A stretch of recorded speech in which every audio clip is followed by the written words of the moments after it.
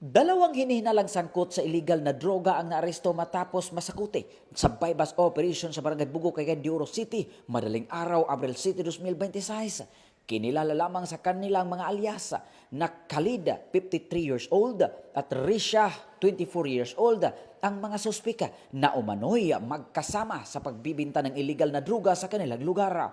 Ayon sa pulisya, isinagawang operasyon bandang alas 2:28 ng madaling araw ng mga operatiba mula sa Regional Police Drug Enforcement Unit 10, katuwang ang Kukpo, RID-10 at RIU-10.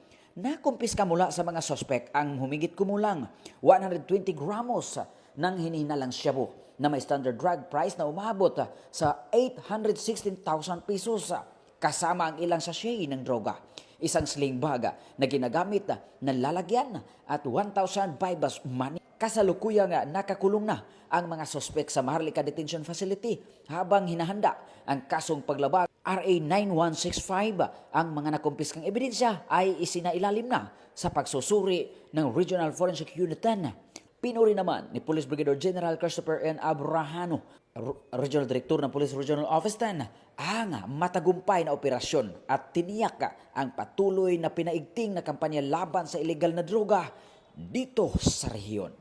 Mula dito sa Campo Alagar, ako po ang inyong Police News Network Correspondent mula sa Regional Public Information Office ng Police Regional Office 10, Corporal Joel Lazaro Subsuban, alagad ng batas, tagataguyod ng balitang pulis.